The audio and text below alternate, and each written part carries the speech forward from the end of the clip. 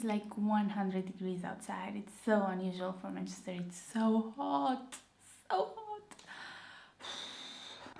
I'm boiling. Hi everyone and welcome back to my channel. Today we'll chit chat a bit about student life in Manchester.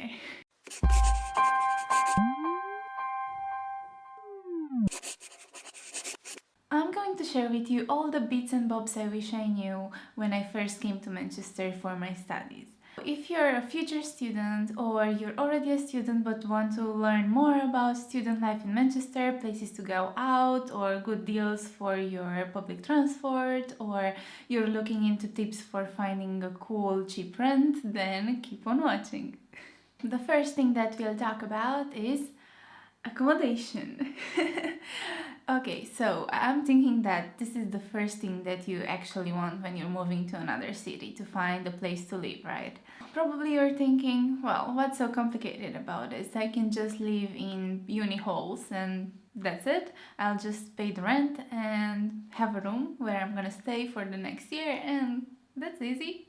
That's done, and that's great. That's a great solution, and it's the easiest one, to be honest with you. If you are interested of living in halls, then the prices are around 450 per month, and it goes up to 500, I think, 550 per month, but you will have the bills included. And I think that for 450 or maybe a bit more, you will have a bathroom in your room as well, so it's quite nice, and it saves you the hassle of looking for accommodation yourself. If you would like to save some money and you're looking into private accommodation, that's a bit more tricky. Why I'm saying this is because you will have to look into accommodation yourself, obviously, and you will have to look through websites like Rightmove, Spare Room, Zoopla, and so on.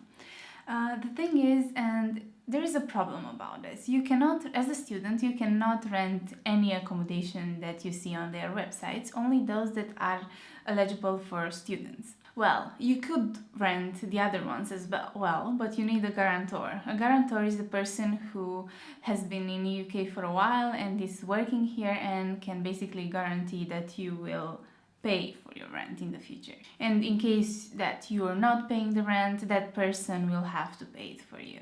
But probably if you're a student like I am, and you're just coming to UK and probably you don't have family working here, then you don't really have a guarantor, and you have to look into places that are eligible for students only. This accommodation that you can rent, the student accommodation, is mostly shared, and you're gonna share it with a few other people.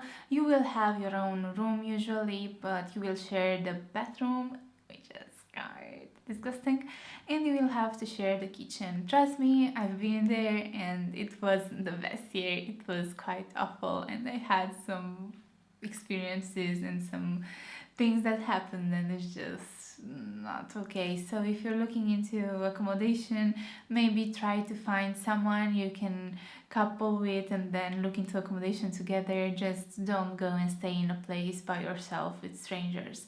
You can do this as well, but it's not the best option, as you can imagine. If you're looking into this kind of flats, shared accommodations, the prices are not too high. For example, in my first year, which was 4 years ago in Manchester, and this is a flat that was quite close to the University of Manchester, it was about £260 per month, which is very cheap. I had to pay the bills though, but other than that, I didn't have to pay for the internet, and I didn't have to pay for water, I think. Yeah, that was included as well. But if you're looking into a better accommodation, because the one that I was living in wasn't that good, it wasn't good at all. So basically this is the cheapest one that you can find, so you can imagine the conditions. Basically, if you want a decent one, a better one,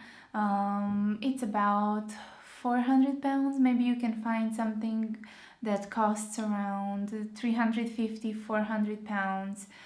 That's the price for a room, let's say, in Manchester. Another good option would be for you to find, I don't know, 5-6 people and rent a whole house. So basically the price that you will have to pay for your room is gonna be extremely small. Then you will probably have to pay less than 260 than I was paying. So that's another good way of finding accommodation when you're a student. If you're interested in renting an entire flat, a one-bed flat, the rent is around £550. And if you're looking for accommodation in the city center, the prices can go above £700, even if the apartment has only one room. And I think for studio it's around £600, more than £600 in the city center. Now I'm gonna get you through all the steps that you have to do when you're a student. You're just coming here to Manchester and you don't know anything, okay? So now that the accommodation is sorted, you are either living in uni halls or you are probably living in a private accommodation. That's fine, that's sorted, okay? We talked about it. But now you're thinking, okay, I need a bank account. If you need a bank account, it's quite easy. If you're going to NatWest or Barclays or Lloyd's, they have student accounts. They are quite easy. You just have to go in, maybe book an appointment, and then just sign some documents, and that's it in a few days. I don't think it takes more than a week, something like that, and you will get your debit card. It's easy and quite a straightforward process. Okay, and if you're looking into finding a GP, because that's quite important if you're getting sick or anything, that's the easiest thing. You're just going into their website. I'm gonna link it here, and you can just type in your location, and then you will find all the GPs that are around you. Just go and fill in some forms, and that's it. It's quite easy. For some of them you can actually apply online, so it's even easier. Now you're probably asking, well, how do I get around? Well, the most popular way of transportation for students is public transport, obviously buses. For example, here in Manchester they have Stagecoach. This is how the company is called, and they have Uniriders. Uniriders are basically passes that you can use all year long. They cost around £200 and you can use them on every single bus that goes through Manchester and around Manchester, but obviously they have to be from Stagecoach. But that's quite a good deal and you don't have to worry about it. You will carry the pass with you and then you can get into any bus you want.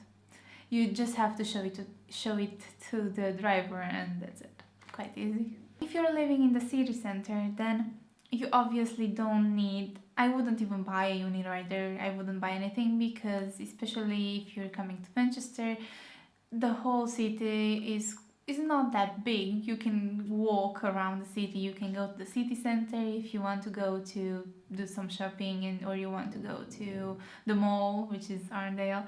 You can go to the city center. It's just everything is walking distance. If you want to go to the museums on Deansgate, that's again quite close, so you don't need to get a bus pass or anything. Now you're probably thinking about shopping. Where should I do my shopping? Well, the cheapest stores / supermarkets in town are Aldi and Lidl. If you are looking for something else, the next one on the list is Tesco, Sainsbury and Waitrose, but these three are getting a bit more expensive, especially Waitrose.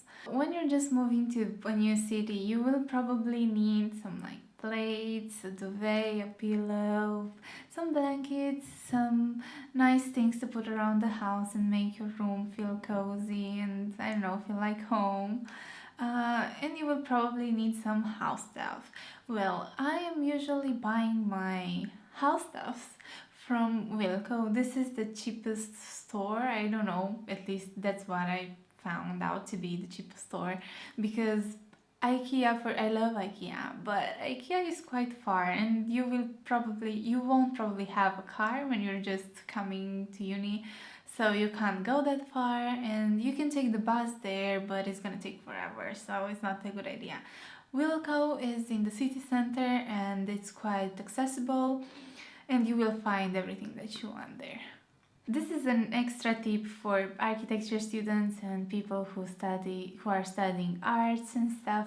I know that I had a hard time finding proper stores where I can buy sketchbook pencils, pens and stuff like that. Shortly after that, I found out that there are a few very cool art stores in town. One is Paper Chase that I really like. Another one is Fred Atlas. It's a bit more expensive, but they have everything. I could spend days in there. It's just amazing. And another one would be Wilko, which is again more affordable. They have quite a few nice art supplies and office supplies, basically. Probably the next question would be, where can I work out? Or if I want to go to swim, where should I go? The most popular option for students is Aquatic Center because it's on the opposite side of the university. But it tends to be quite busy.